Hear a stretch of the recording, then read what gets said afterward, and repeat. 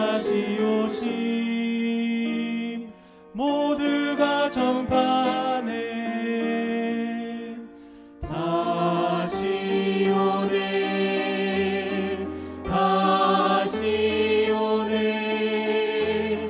주님 오실 그날이 언제일지 모르나 다시 오네 다시 오네. 오 그날 놀라운 영광의 날 주 예수 다시 오네.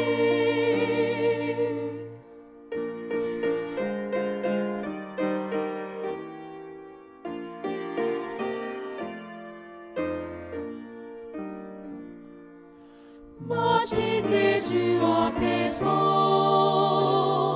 슬픔은 사라지고 면류관 받았으니 주 예수 다시 오네 다시 오네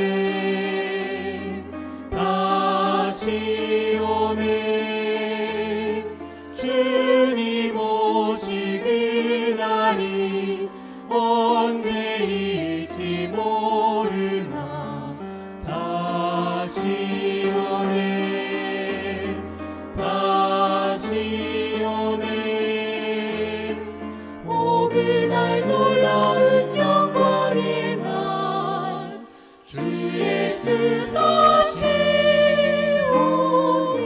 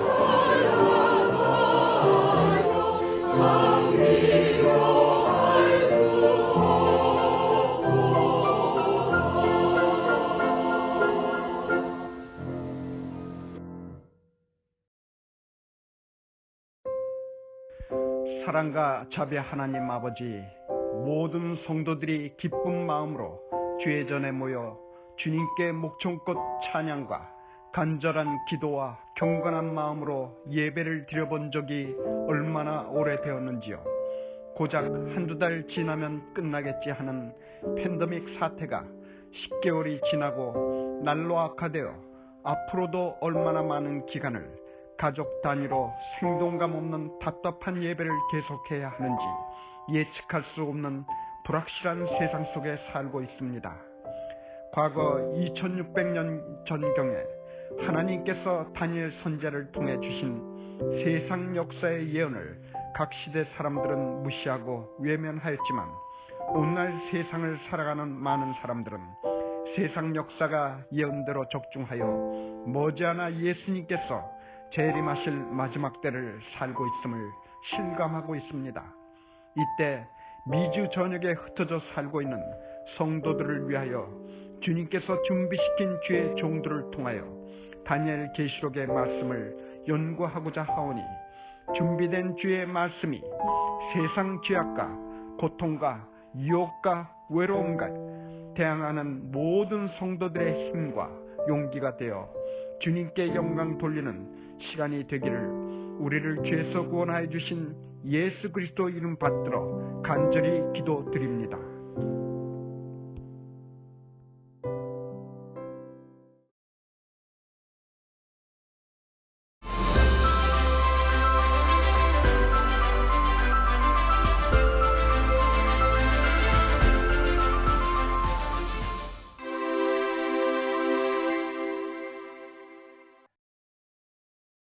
건강기별을 통한 복음 그 두 번째 시간입니다.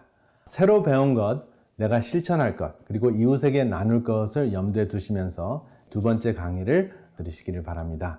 두 번째 강의의 주제는 만병의 근원, 몸속의 불이라는 주제입니다. 무엇이 몸속의 불일까요? 이 화면을 통해서 보시면 타임 매거진에서 The Secret Killer, 비밀스러운 살해범, 이것이 무엇일까요? 한자로 보면은 불화자가 두 개가 있는 것이 이제 염증인데요. 우리 몸속에 염증이 생기는 것을 한번 살펴보겠습니다. 관절염, 몸속의 불입니다. 그리고 통풍, 굉장히 심한 몸속의 불입니다. 바람만 스쳐 지나가도 매우 아프다는 통풍입니다. 통풍의 주 원인은 술과 쇠고기입니다. 그리고 여기 보면 굉장히 애석한 내시경 사진이 있는데요. 바로 초등학교 6학년 어린이의 다발성 위궤양입니다. 이것도 어린아이가 너무나 스트레스를 많이 받아서 그 위궤양이 생길 정도로 몸속에 불이 일어난 것입니다. 그리고 이 아래 사진들의 공통점이 무엇입니까? 모두 화를 내고 있는 모습이죠. 여러분들과 제가 화를 내는 순간 우리 위의 벽은 얼굴 색깔과 똑같아집니다. 매우 빨개지면서 염증이 생기는데요. 이것이 계속 지속되면은 출혈까지 생기는 몸속에 불의 현상이 일어납니다. 그리고 붉은 고기가 심장병에 좋지 않다고 해서 하얀 고기, 흰 고기를 이렇게 양념을 진하게 해서 먹는 경향이 있는데 이게 닭불고기입니다. 그런데 닭을 하루에 50g씩 한 10년 정도 섭취를 하게 했더니 췌장암 발병률이 72%가 증가했다는 40만 명이나 되는 유럽의 연구 결과가 있습니다. 이것은 췌장암 발병률을 이야기했는데요. 췌장암 발병률뿐만 아니라 다른 이제 암도 증가하는데 우리가 가장 무서워하는 암 중에 하나가 췌장암이죠. 그런데 췌장암도 결국은 닭고기를 통해서 몸속에 불이 일어나서 결국은 암을 일으킨다 하는 것을 여러분들이 기억하시면 되겠습니다. 닭고기 한번 생각해 볼 필요가 있죠. 이렇게 몸속에 불이 다양한 것이 있는데 최근 1년 동안에 또 불과 싸웠습니다. 바로 코로나 바이러스라는 불과 싸웠는데요. 사실 코로나 바이러스 자체가 불은 아닙니다. 코로나 바이러스가 우리 몸속에 들어와서 이것이 이물질이기 때문에 몸이 반응하는 그것이 그 염증을 일으키는 것이죠. 몸속에 불을 일으키는 것입니다. 그래서 코로나 바이러스는 몸속에 들어와서 세포 속에 침입을 하고 복제를 해서 그냥 생존하기 위해서 침입한 것인데 우리가 그것을 이물질로 보기 때문에 생전 보지 못한 것이기 때문에 과잉 면역 반응을 하는 것입니다. 그래서 불이 일어나는 현상이 일어나서 우리가 생명을 잃을 수 있게 되었는데요. 이 코로나 바이러스를 극복하는 방법을 잠깐 소개를 드리겠습니다. 코로나 바이러스는 독인가? 코로나 바이러스 자체는 독이 아닙니다. 코로나 바이러스는 유전 물질을 운반하고 있는 유전 물질 운반체에 불과합니다. 그런데 우리 몸이 과잉 그 반응을 하는 것이 문제인데 우리 몸이 과잉 반응을 하지 않는 것이 매우 중요한 예방 대책입니다. 그리고 바이러스를 막기 위해서 백신을 맞으면 우리 몸이 바이러스 같이 되는가? 그렇지 않습니다. 우리 몸의 유전인자는 약 한 10%가 바이러스입니다. 그런데 대부분의 우리 몸속에 살고 있는 바이러스는 유산균 같이 유익균 역할을 합니다. 그렇기 때문에 이렇게 새로운 신종 바이러스가 우리에게 병을 일으키는 것이지 과거에 우리가 박테리아를 병이라고 생각했는데 지금은 유산균을 섭취하듯이 앞으로는 바이러스를 섭취할 수도 있습니다. 유익균 차원에서. 그리고 백신을 맞으면 바이오칩이 들어가서 우리를 추적하는가 이러한 두려움이 있는데 아직까지는 백신 기술이 바이오칩까지 집어넣을 수 없습니다. 앞으로 바이오칩과 같은 것이 우리 몸속에 삽입이 되어서 우리 몸의 건강 상태와 질병 상태를 검사할 수 있는 기술은 확실히 발전될 것입니다. 그런데 이 바이오칩을 우리 몸속에 투입을 하려면 우리의 허락이 필요하기 때문에 사실 그것 때문에 너무 노이로제에 걸리실 필요는 없습니다. 이 바이러스를 극복하기 위해서 우리가 기본적으로 취하는 그 생활 습관이 있는데요. 그것이 바로 코로 숨 쉬는 것입니다. 코로 숨 쉬면 산화질소라는 것이 생산이 됩니다. 산화질소는 어떠한 역할을 하냐면 코로나 바이러스가 세포와 결합하고 세포 속에 들어가서 복제되는 것을 막아주는 역할을 합니다. 근데 코로 숨 쉬면은 그 산화질소가 생산이 되는데 코로 숨 쉬는 것보다 한 15배의 산화질소를 생산하는 방법이 있는데 그것이 바로 코로 노래하는 것입니다. 콧노래하는 것입니다. 산화질소를 한 15배 생산합니다. 그래서 여러분 이렇게 암울하고 힘든 상황이지만 그냥 습관적으로 콧노래 하시면서 다니시길 바랍니다. 그 자체만으로도 코로나 바이러스를 예방하실 수 있는 대책이 됩니다. 그러면 숨 쉬는 것 말고 또 어떠한 것들이 코로나 바이러스를 극복하는 데 도움이 될까요? 사탕무입니다. 비트인데요. 또 이 비트가 등장하죠. 이 비트 안에는 산화질소를 만들 수 있는 물질이 들어있는데요. 이 산화질소를 만드는 물질이 아르기닌이라는 것이 있는데 이것은 산화질소로 변해서 몸속에서 혈압을 감소하고 바이러스를 결합하고 폐질환이 악화되는 것을 예방해주는 역할을 합니다. 연구 결과로 확인된 바 있습니다. 그래서 이 사탕무 한 잔씩 드시는 것은 어떠신지요? 그리고 사탕무 말고 또 양파가 있습니다. 양파 100g 정도를 섭취하면은 실제적으로 혈압도 감소하고 당 수치도 내릴 수도 있고 그리고 퀘르세틴이라는 그 항산화 물질 때문에 우리의 몸을 보호하며 가장 중요한 것은 혈액 속의 혈전을 막아줄 수 있습니다. 혈전을 막아주는 것이 바로 이 염증을 감소하는 것과 같은 현상인데요. 이러한 그 양파를 섭취하게 되면 코로나 바이러스 때문에 생기는 혈관 속의 혈전을 막아주는 그러한 역할을 하게 됩니다. 그래서 뇌혈관에서 생기는 혈전을 막아주면 뇌졸중을 예방할 수 있고 또 심장혈관에서 생기는 혈전을 막아주면 심장마비를 예방할 수 있겠죠. 그리고 손가락, 발가락에서 혈전이 생기는 것을 막아주면 손가락, 발가락의 궤저 현상, 썩어 들어가는 현상을 막아줄 수 있습니다. 그런데 이렇게 100g이 되는 양파는 다양하게 섭취할 수 있지만 어떻게 드시는 것이 한 가족이 같이 드실 수 있을까요? 이렇게 과카몰리를 만드시는 것이 굉장히 효과적일 것 같습니다. 당분간은 그릇을 따로따로 사용하는 것이 좋습니다. 이 과카몰리 속에 양파와 마늘을 이제 다져 넣으셔서 이렇게 맛있는 과카몰리를 한번 만들어 보시기 바랍니다. 그리고 기본적으로 코로나 바이러스를 예방하는 데 필요한 비타민이 비타민 C인데요. 여러분들이 섭취하실 수 있는 무지개 빛깔 음식 중에서 가장 비타민 C가 많이 함유되어 있는 것이 무엇일까요? 바로 피망입니다. 붉은 피망이 초록색 피망보다 훨씬 더 많고 그리고 피망이 오렌지나 레몬보다 비타민 C가 더 많이 들어있습니다. 그래서 과일이나 채소를 통해서 비타민 C를 섭취하시면은 알약으로 비타민 C를 섭취하셨을 때 생기는 신장, 콩팥에서 생기는 신장 결석 혹은 요로 결석을 예방하실 수가 있으십니다. 그러면 또 하나 질문을 드리겠습니다. 여러분 조선의 최장수왕이 누구죠? 바로 영조왕입니다. 83세까지 사셨는데요. 이분은 탕평책으로 유명하십니다.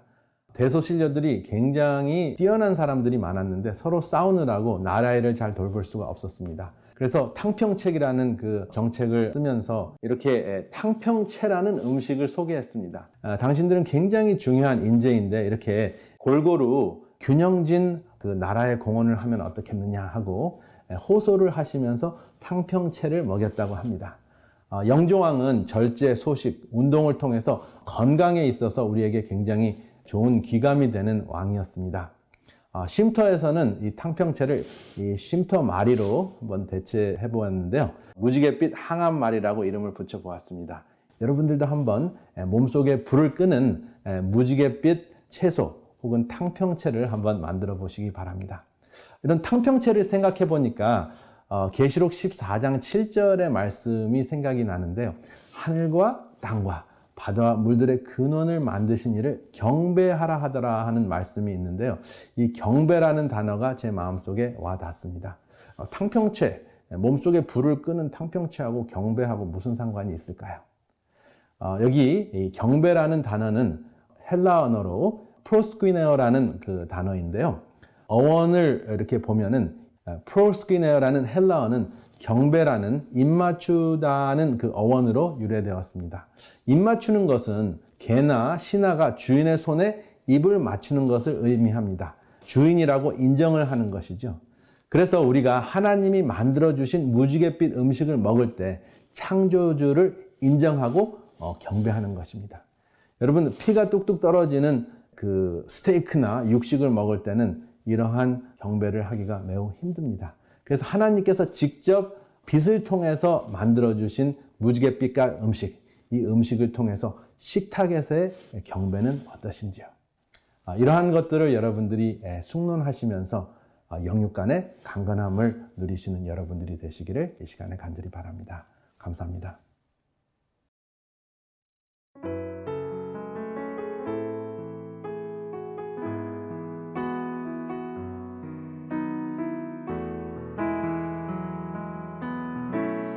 이 세상을 살아가는 동안에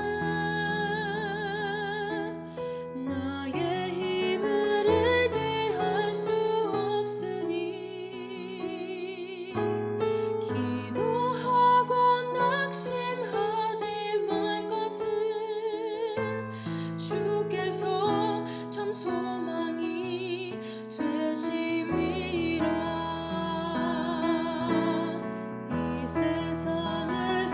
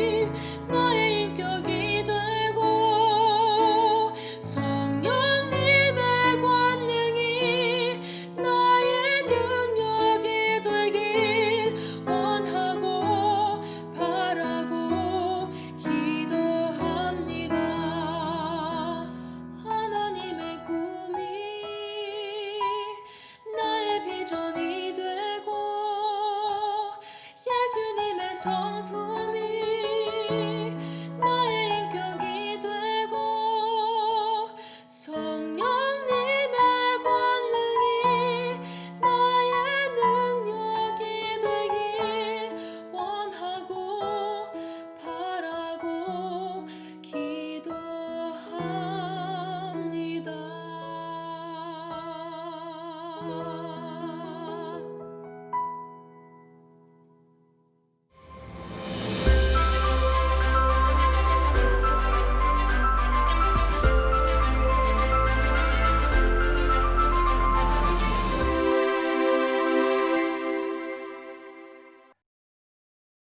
여러분 안녕하세요.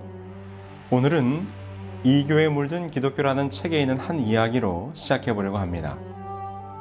윈체스터 씨는 아침부터 아내와 아이들 때문에 스트레스를 잔뜩 받았습니다.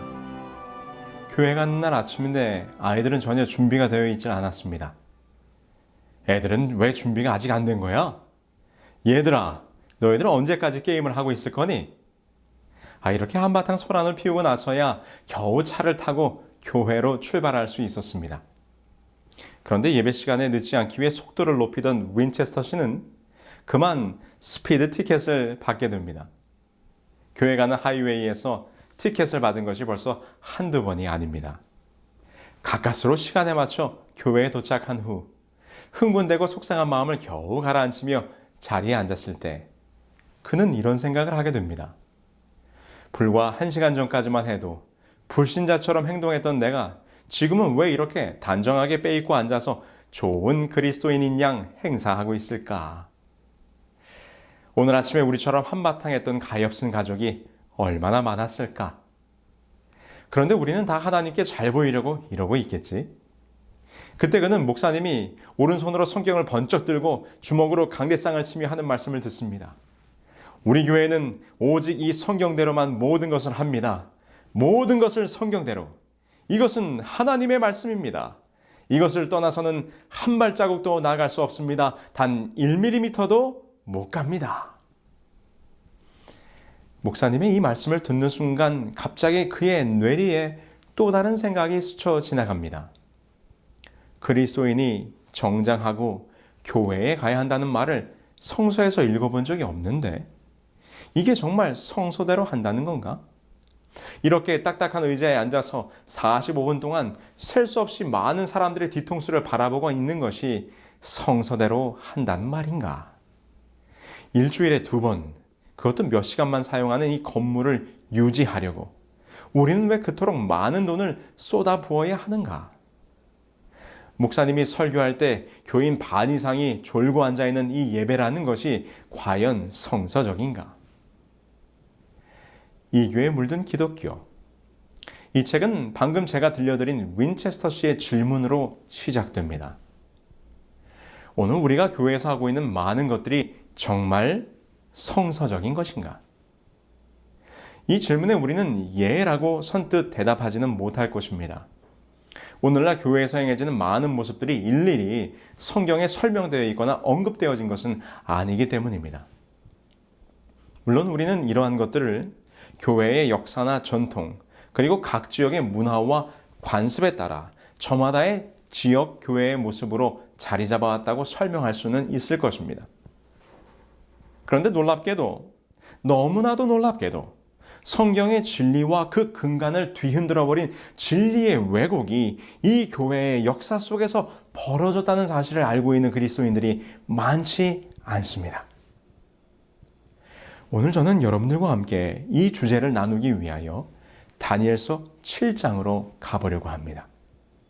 다니엘서 7장 25절에 이렇게 예언되어 있습니다. 그가 장차 지극히 높으신 이를 말로 대적하며 또 지극히 높으신 이의 성도를 괴롭게 할 것이며 그가 또 때와 법을 고치고자 할 것이며 여기에 그라고 표현된 한 존재가 등장하는데 다니엘서 7장 8절을 보시면 이는 작은 뿔이라는 존재임을 알 수 있습니다. 이 작은 뿔이 어떤 일을 하게 될 것인가 하면 말로 지극히 높으신 이를 대적하고 그의 성도들을 괴롭게 할 것이며 또 때와 법을 고치고자 할 것이라고 예언하고 있습니다. 때와 법을 고친다. 여러분, 성경에 기록된 법에는 무엇이 있습니까?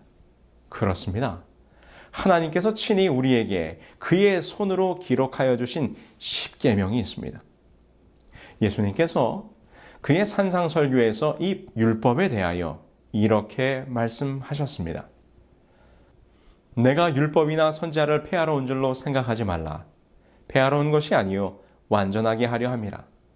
진실로 너희에게 이르노니 천지가 없어지기 전에는 율법의 1.1획도 결코 없어지지 아니하고 다 이루리라. 하나님께서 주신 법은 절대로 폐지되거나 변경될 것이 아닙니다. 주님께서는 이것의 1.1획도 결코 없어지지 아니할 것이라고 분명히 말씀하셨습니다. 그런데 지금 다니엘 7장에 예언되어진 한 존재는 그 법을 고치고자 할 것이라는 것입니다. 이것에 대하여 다니엘은 8장에서 이렇게 부연하여 설명합니다.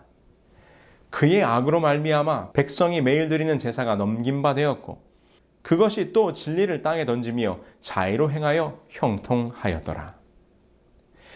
여기에서도 기록하기를 그가 진리를 땅에 던져버릴 것이라 예언합니다.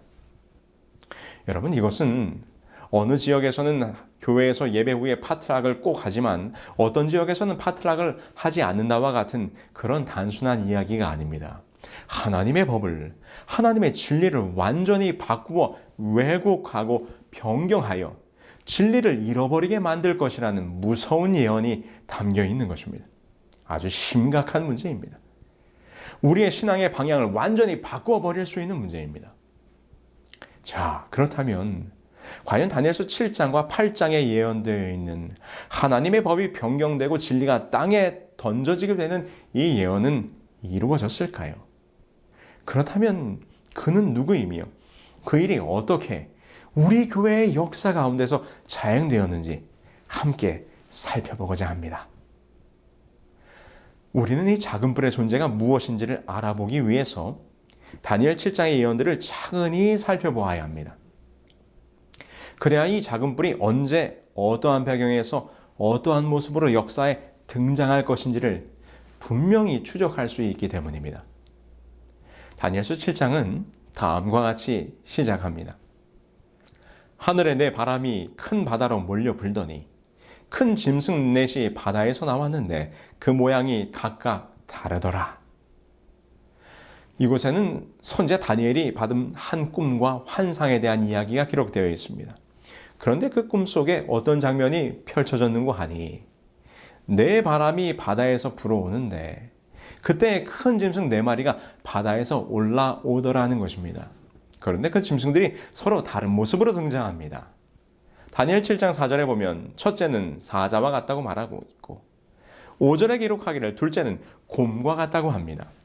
그리고 세 번째는 6절에서 말하기를 본즉 다른 짐승 곧 표범과 같은 것이 나왔고 마지막으로 네 번째는 다니엘이 생전에 한 번도 보지 못한 짐승의 모습이라 무섭고 놀라우며 매우 강하며 쇠로 된 큰 이를 가진 모습이라고 다니엘 7장 7절에서 설명합니다.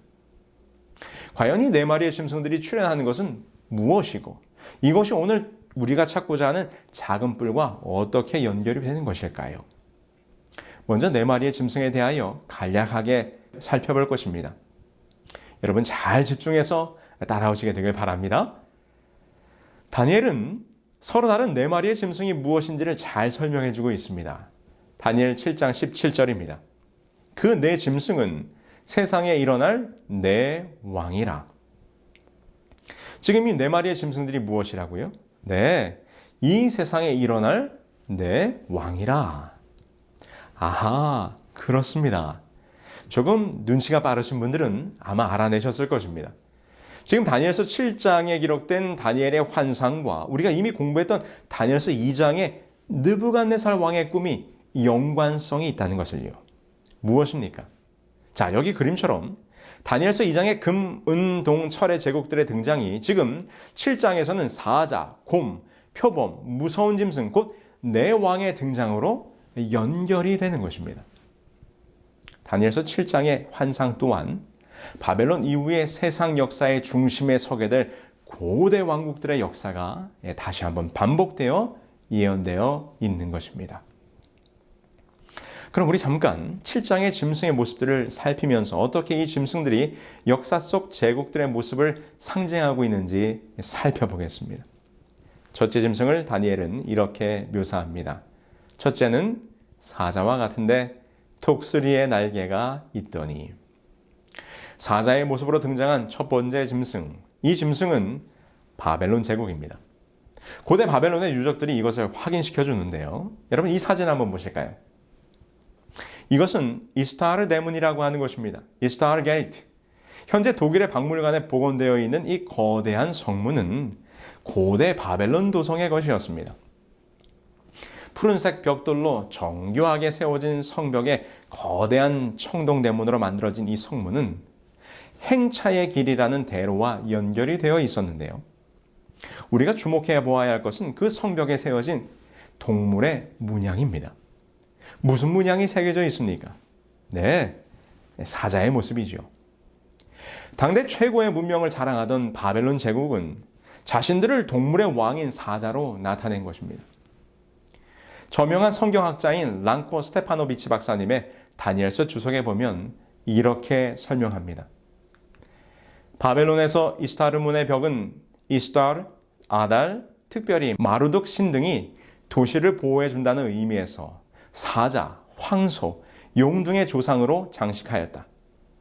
더욱이 시내 중심부를 통과하는 행진하는 거리 양편에 120개의 사자상들이 늘어서 있다. 이처럼 다니엘이 보았던 첫 번째 짐승, 사자는 당대 최강국 왕 중의 왕, 곧 바벨론 제국이었습니다. 자, 그렇다면 두 번째 짐승은 어느 왕국일까요? 다니엘은 두 번째 짐승을 이렇게 묘사합니다. 다니엘서 7장 5절이죠. 다른 짐승 곧 둘째는 곰과 같은데 그것이 몸 한쪽을 들었고 그 이 사이에는 새 갈빗대가 물렸는데. 두 번째 짐승은 곰인데 지금 이러한 특징을 보여주고 있습니다. 곰이 균형을 잡고 똑바로 서 있지 않고 몸의 한편을 들어 기우뚱하게 서 있는 것입니다. 이는 세력의 균형이 잡히지 않는 두 나라로 이루어졌음을 적절히 나타내는 것으로, 지금 이 지도에서 보시는 것처럼 메데와 페르시아는 두 나라의 연합 세력이었습니다. 역사 초기에는 메데가 주도권을 행사했으나 후에는 페르시아의 고레스가 일어나면서 페르시아가 주도하게 되었던 상황을 잘 상징하고 있는 것이지요. 그리고 이 사이에 새 갈빗대를 물었다는 것은 메데와 페르시아가 정복할 새 나라를 예언하고 있는 것인데, 이는 실제 역사 속에서 기원전 547년 리디아, 기원전 539년 바벨론, 그리고 기원전 525년 이집트를 정복할 것으로 명실공히 고대 세계를 제패하게 되는 모습을 분명히 예언하고 있는 것입니다. 그렇다면 셋째 짐승은 어떻습니까? 세 번째 짐승은 이렇게 묘사가 됩니다. 그 후에 내가 또 본즉 다른 짐승 곧 표범과 같은 것이 있는데 그의 등에는 새의 날개 넷이 있고. 표범은 체구는 작지만 빠르고 용맹스러운 맹수입니다. 게다가 신속한 행동을 표상하는 날개를 달았음은 한층 기민성을 강조한 것이지요. 이것은 역사 속 세 번째 제국이었던 그리스가 전 세계를 제패했던 모습을 정확히 상징합니다. 이는 알렉산더가 정복 전쟁을 시작한 지 채 10년이 못 돼요. 세상을 점령했던 모습을 그대로 보여주고 있습니다. 여기서 더욱더 이 표범이 그리스인 것을 특정짓는 내용은 다니엘 7장 6절의 후반부입니다. 그 짐승에게 머리 넷이 있으며 또 권세를 받았으며. 머리는 지도자 혹은 왕을 의미하는데 지금 이 짐승은 그 머리가 4개입니다. 그런데 그리스의 역사를 보면 이 일은 알렉산더의 죽음 이후에 벌어지는 국면을 예언한 것으로 4명의 장군 카산더, 셀주쿠스, 리스마쿠스, 프톨레미가 각각 나라를 분할하여 다스리게 되므로 이 예언이 정확히 성취되게 됩니다. 이것에 대하여 하버드 대학의 그리스와 로마 역사를 가르쳤던 보츠퍼드 교수는 그의 책 그리스 역사에서 이렇게 기록합니다. 기원전 301년에 있었던 입수스 전쟁은 알렉산더의 제국이 로마의 세력에 들어가기까지 그 제국의 역사를 결정지은 것으로 고대에 있어서 가장 중요한 전쟁들 가운데 하나였다. 승리자들은 더 이상 일개의 장군으로서가 아니라 왕들로서 제국을 자기들끼리 나누어 가졌다. 여러분 어떻습니까? 지금 다니엘서 7장의 짐승의 출현으로 표상된 모든 예언들이 역사 속에서 정확히 성취되고 있는 모습을 우리는 다시 한번 확인하고 있는 것입니다. 자, 그럼 마지막 짐승입니다. 네 번째 짐승은 우리가 아는 어떤 짐승의 모습으로 특정 지어지질 않았습니다. 그저 강철로 된 이가 있고 무섭고 강한 짐승입니다. 이 짐승에 대하여 다니엘이 친히 설명하기를 이렇게 말합니다. 넷째 짐승은 곧 땅의 넷째 나라인데 이는 다른 나라들과는 달라서 온 천하를 삼키고 밟아 부서뜨릴 것이며. 이 네 번째 짐승은 다니엘서 2장의 철의 제국 로마임을 더 확실하게 연결이 됩니다. 강철로 된 이빨로 모든 것을 밟아 부서뜨렸던 철의 제국 로마.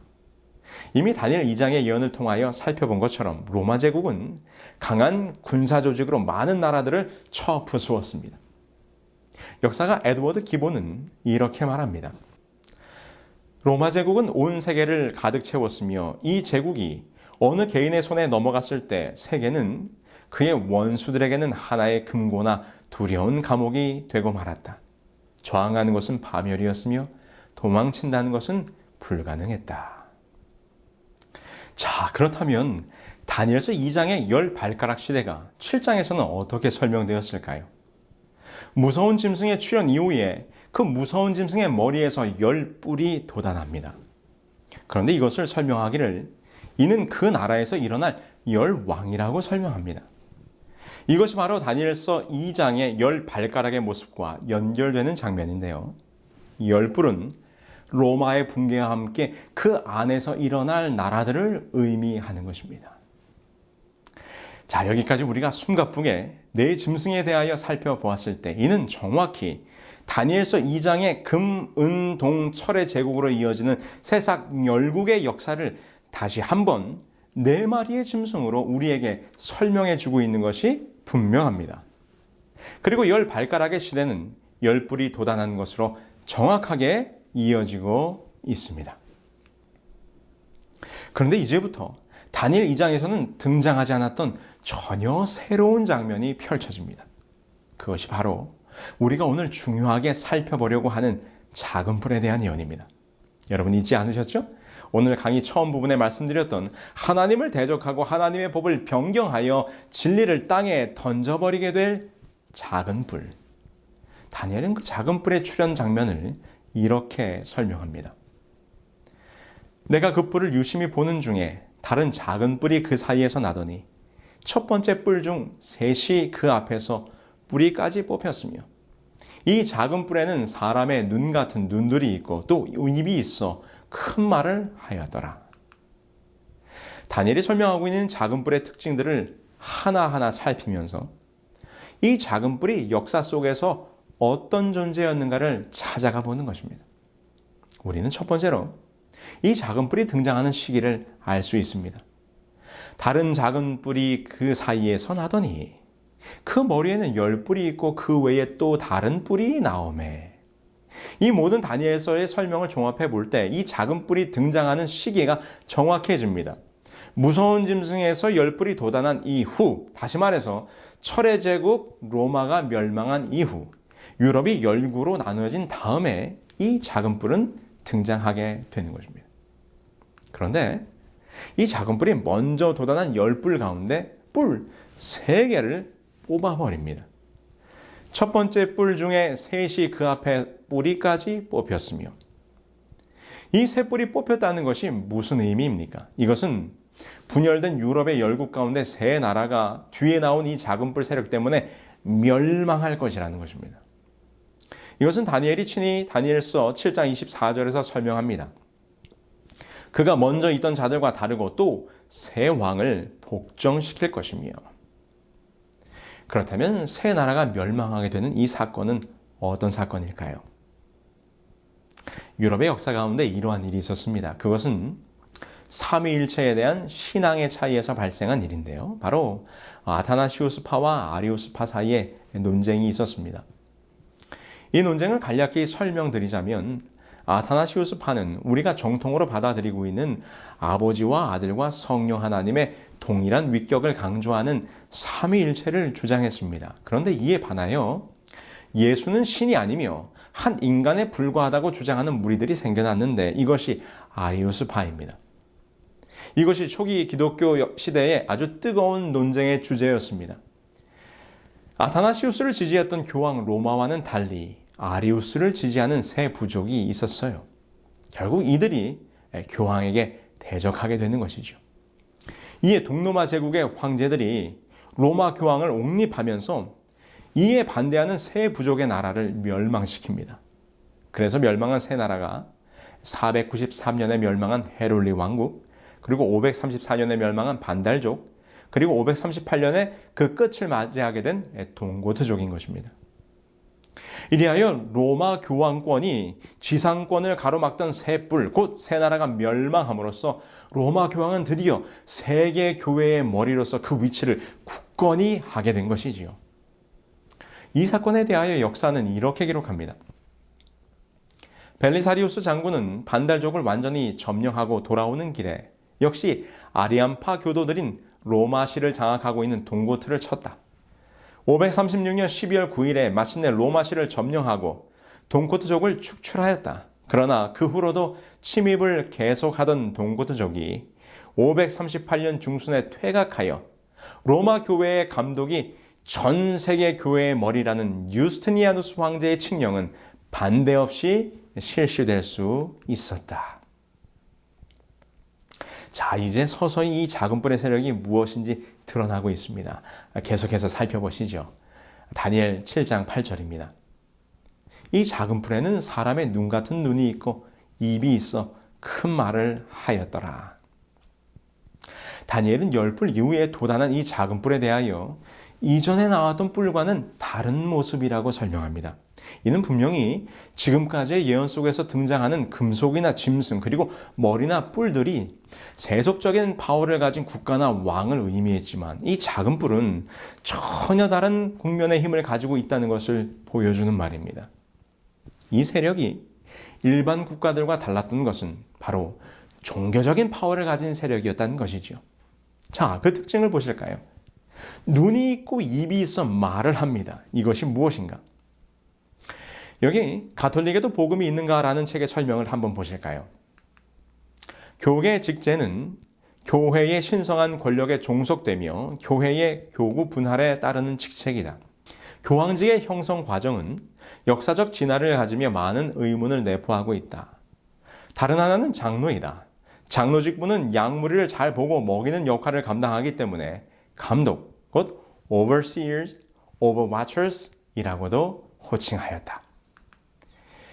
초대교회 장로들은 교회를 보살피는 자라는 칭호를 가졌었는데 이것이 후에 로마 교회의 감독이 세계 교회의 머리로 추앙되면서 seer라는 칭호로 이어지게 되었다는 것이죠.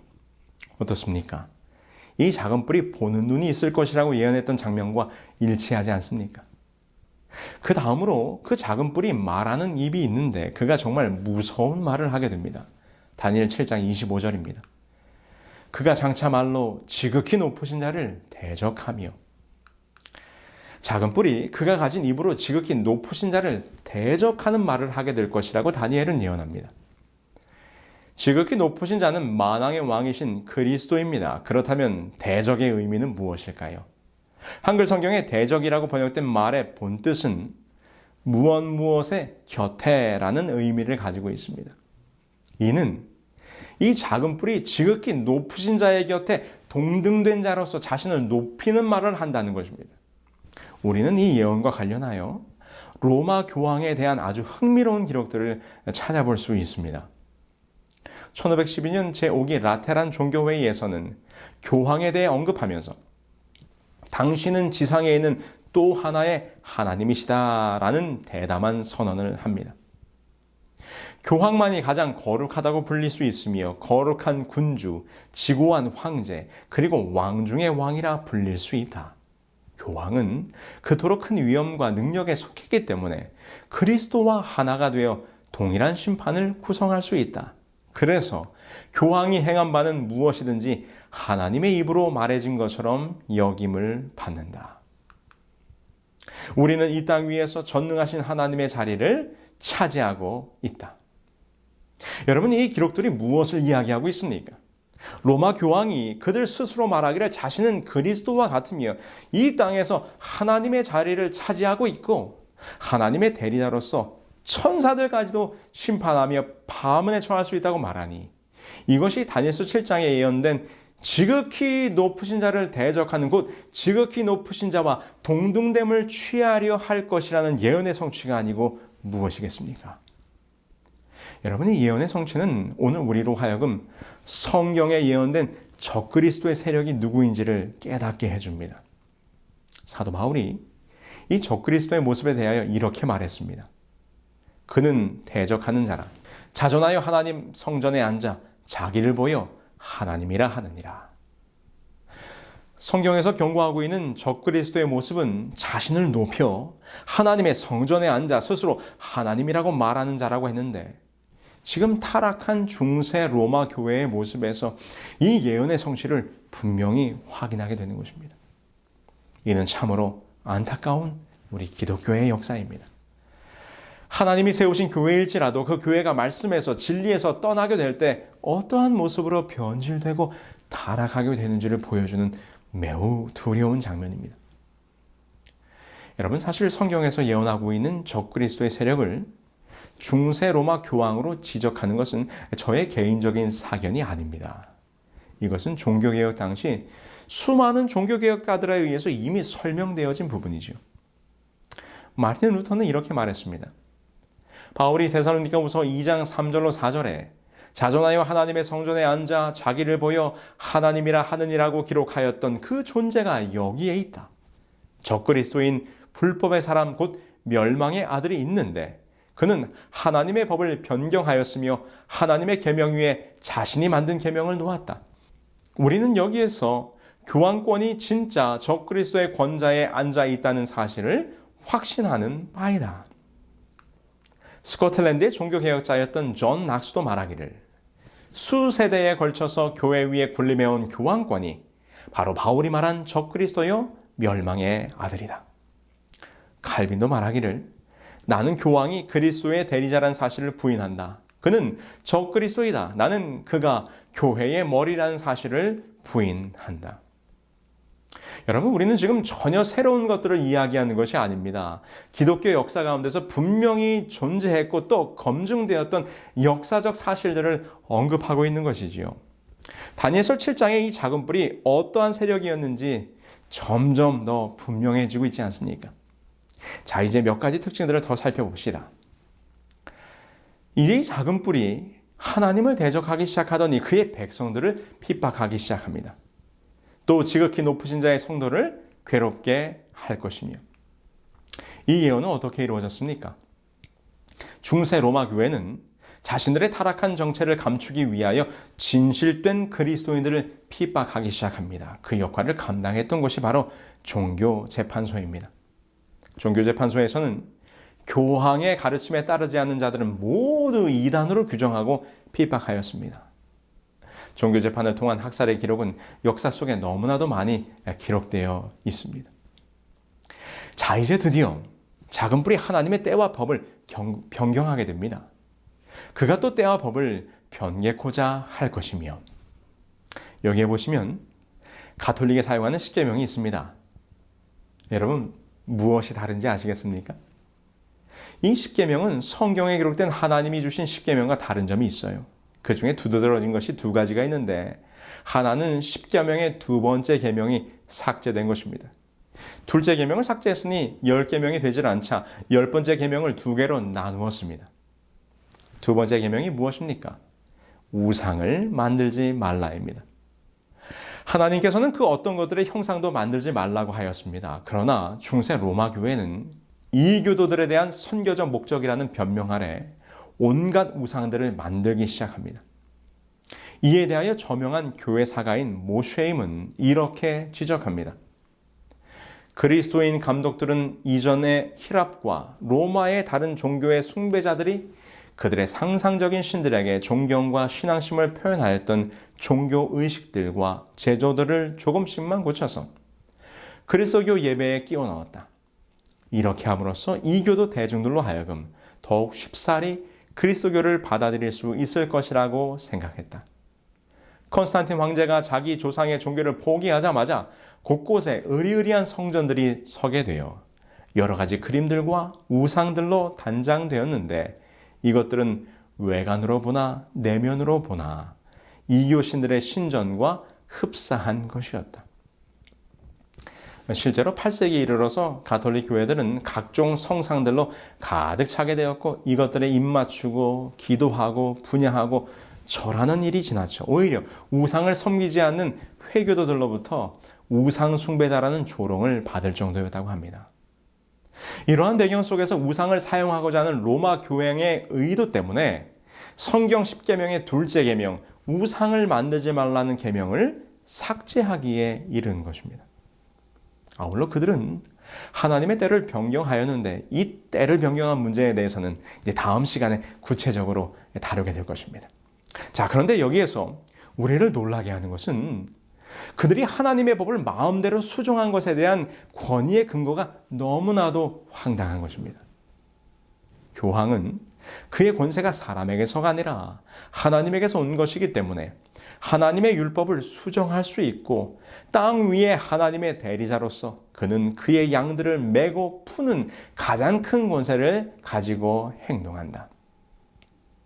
율법의 1점 위력도 결코 없어지지 아니하고 다 이룰 것이라고 말씀하셨던 예수님의 말씀을 생각해 볼 때 하나님의 진리를 왜곡하던 적그리스도의 모습이 너무나도 두려운 것입니다. 이제 마지막으로 이 작은 뿔이 성소를 허무는 장면을 보게 될 것입니다. 다니엘 8장 11절로 12절입니다.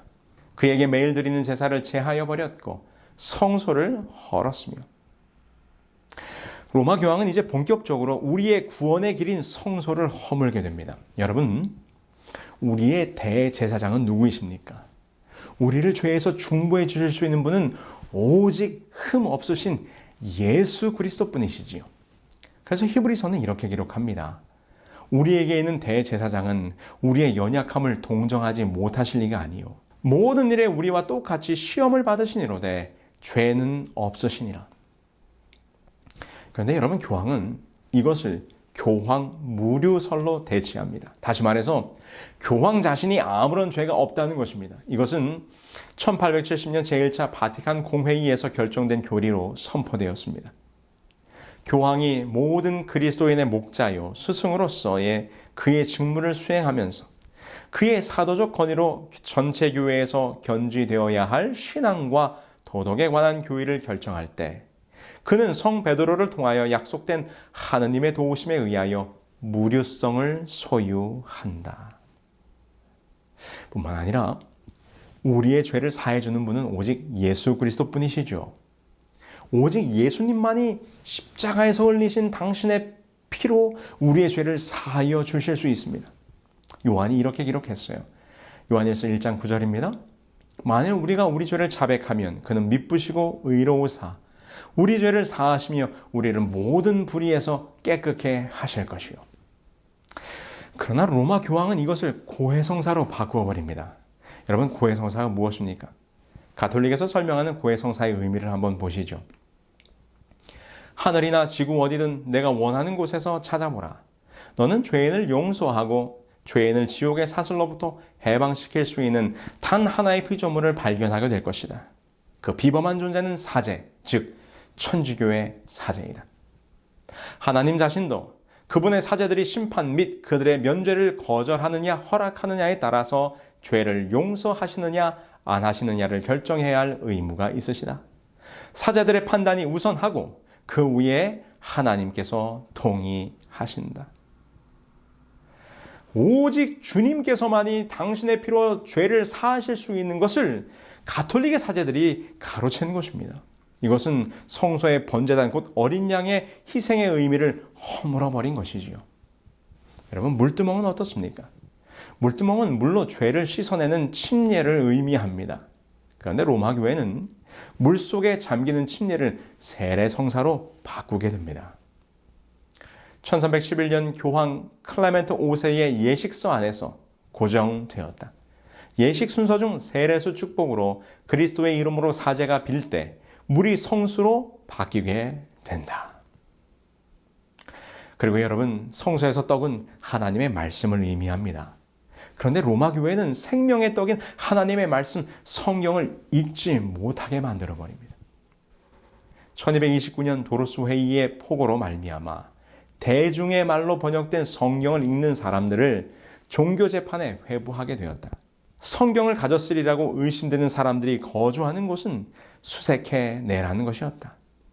이와 같은 명령은 500년간이나 계속되었고 거기에 따라 수많은 형벌이 가해져서 성도의 피는 시내와 같이 흘렀다. 이런 뿐만 아니라 그들은 마땅히 하나님께 드려줘야 할 분향단의 기도를 왜곡시키게 됩니다.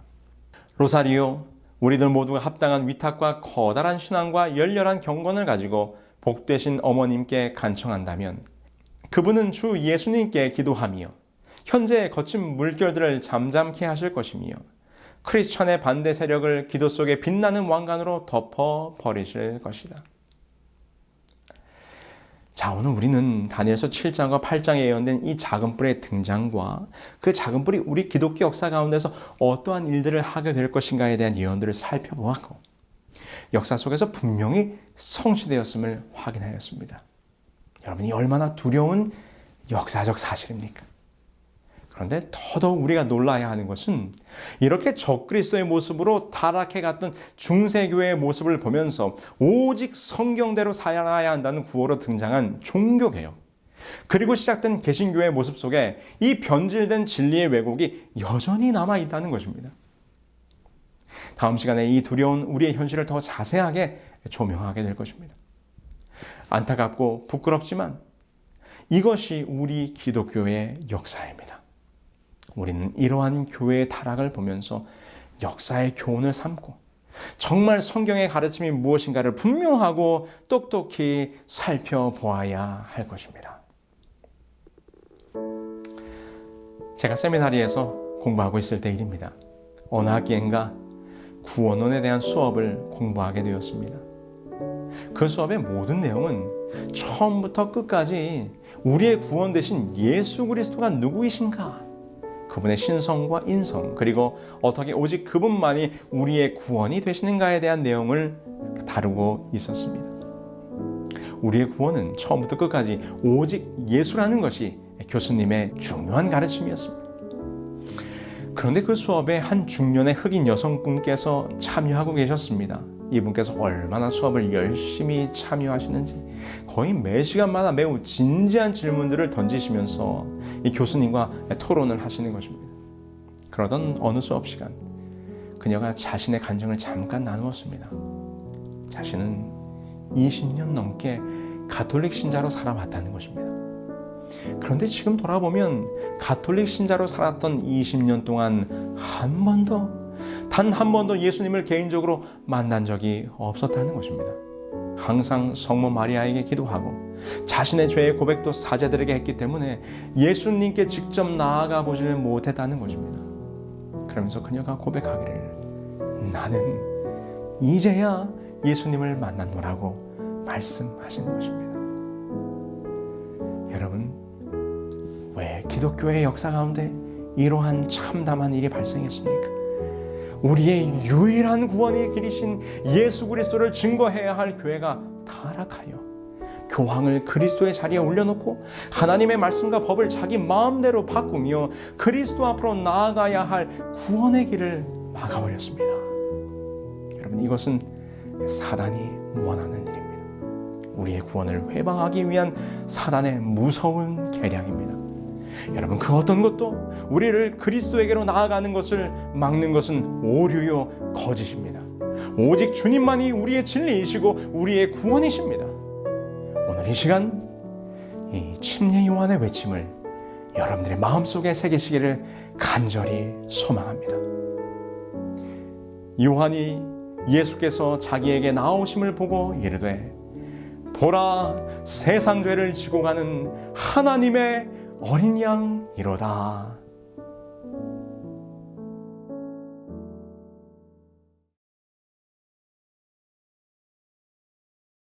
그들은 모두 주가 필요해 모두 알게 되리 사랑의 주님.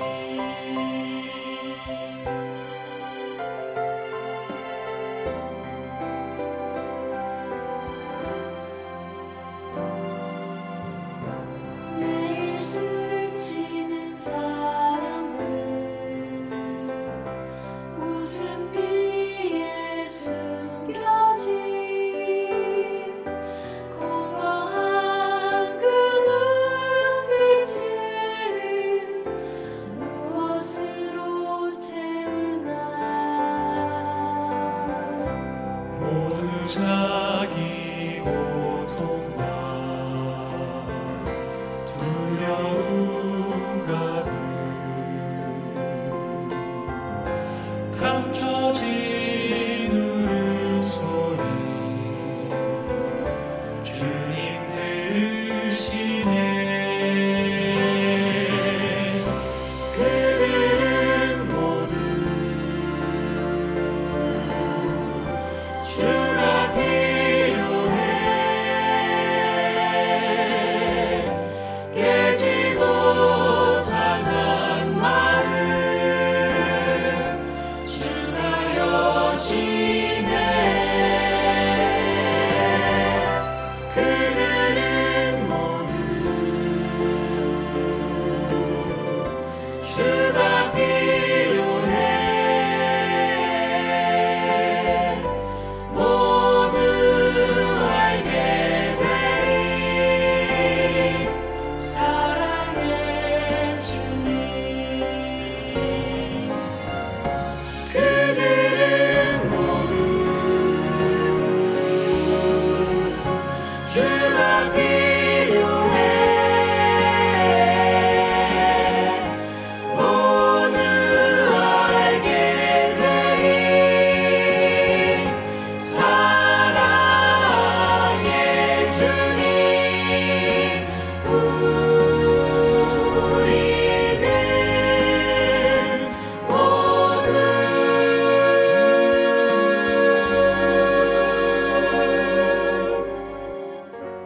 주가 필요해.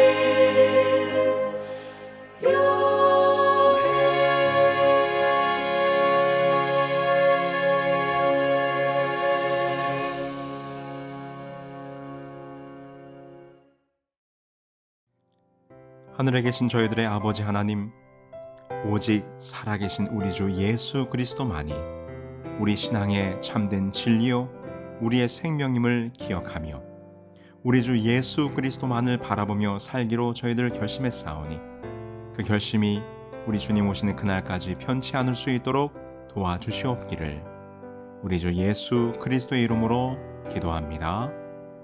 아멘. It is written 성경 예언 세미나에 참여하신 여러분 모두를 환영합니다. 이번 세미나에 참여하시는 분들을 위해 성경 연구 기록되었을 때라는 성경 공부 교재를 무료로 드립니다. 총 25권 한 세트로 되어 있는 이번 성경 공부 교재에는 이번 예언 세미나의 강의 내용이 담겨져 있고 뿐만 아니라 성경의 귀한 진리들이 단순하고 간결하게 잘 정리되어 있습니다. 이번 세미나에 등록하시는 분들에게는 누구에게나 무료로 보내드립니다. 교재 신청 방법은 itiswrittenkorea.com에 들어오셔서 메인 페이지에 세미나 등록하기 버튼을 누르신 후 접수 사항을 기입하여 주시면 여러분이 거주하시는 곳에서 가장 가까운 지역 사이트에서 연락을 드리고 책을 보내드립니다. 말씀의 귀한 진리를 쉽게 공부할 수 있는 성경 연구 기록되었을 때 교재를 무료로 받으실 수 있는 기회를 놓치지 않으시기 바랍니다. 감사합니다.